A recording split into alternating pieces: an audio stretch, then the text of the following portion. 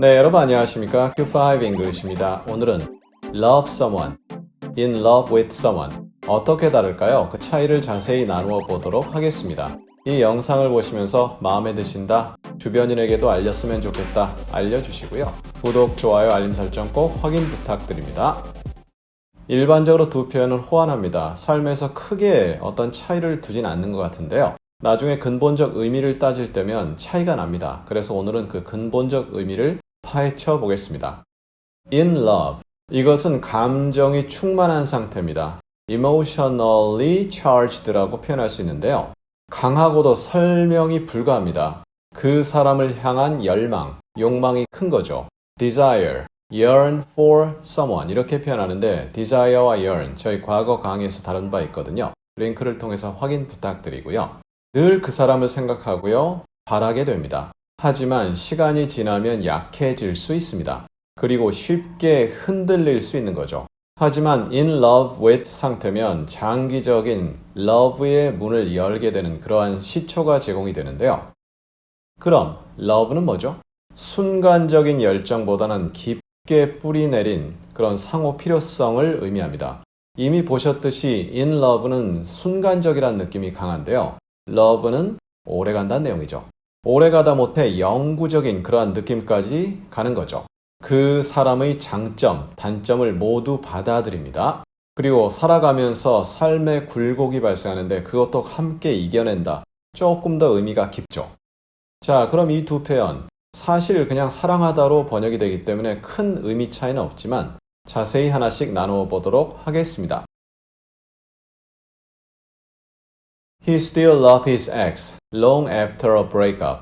그는 브레이크업 이후 오랜 시간이 지나도 그의 X를 여전히 사랑한다. X라는 거 그의 입장에서 봤을 때는 전 여친 혹은 전 와이프일 가능성이 높습니다. 헤어지고 나서 브레이크업이니까 이혼은 아니죠. 따라서 전 여친의 가능성이 높은데요. 헤어지고 나서 오랜 시간이 지나도 그의 전 여친을 여전히 사랑한다.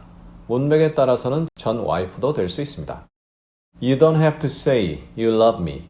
네가 날 사랑한다라고 말할 필요가 없다. 일상 대화에선 둘 다 섞어 쓰는데요. 여기서 love me 해놓고 나서 거기서 장기적으로 영구적으로 뭐 어쩌고저쩌고 이러한 느낌은 사실은 약할 수 있지만 말을 할 때 근본에 이미 그게 깔려 있는 거죠. 그러한 느낌 마음속에서 한번 느껴보시면 좋습니다.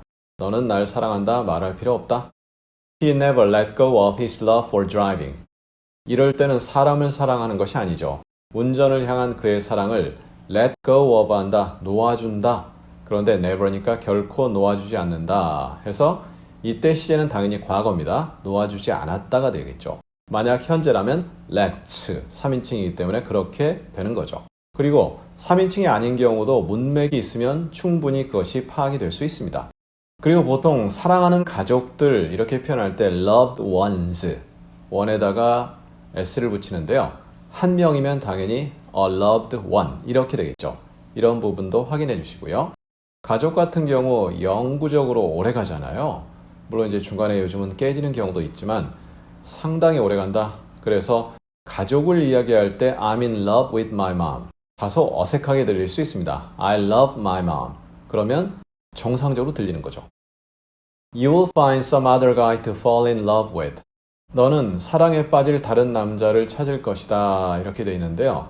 You will이니까 그럴 것이다. 그럼 fall in love with.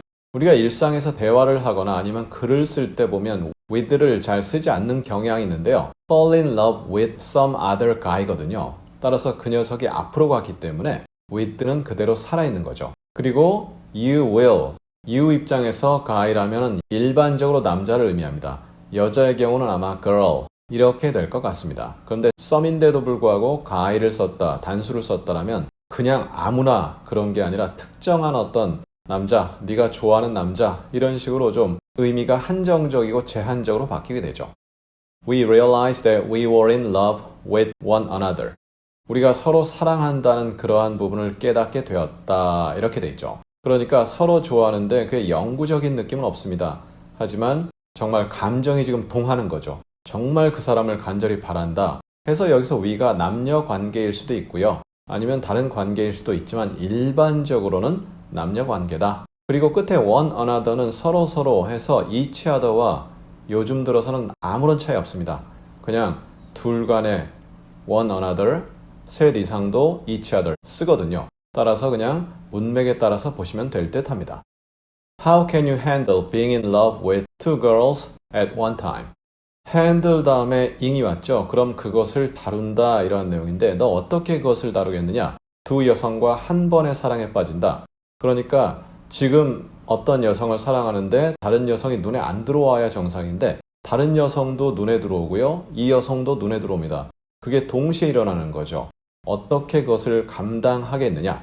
다루겠느냐? 그 경우 이제 3자 대면하면 큰일 나죠. 좌우간 이런 내용 확인해 보시고요. in love 할 때는 감정이 동한다. 그리고 가족에게는 조금 쓰기가 좀 애매할 수도 있다. 이렇게 말씀드릴 수 있을 듯 합니다. 자, 이렇게 해서 오늘 in love 그리고 love somebody 이렇게 다루어 보았습니다. 비슷한 줄 알았는데 약간의 차이가 발생하죠. love가 좀 더 깊다. 그리고 영구적인 느낌이 든다. 이렇게 이해를 하시면 될 듯 합니다. 그럼 우리 다음 시간에는요. poly, multi 혹은 multi 이렇게도 발음하는데요. 두 가지가 많다란 뜻으로는 동일한데 어떻게 차이가 날까요? 다음 시간에 자세히 나누어 보도록 하겠습니다. 감사합니다.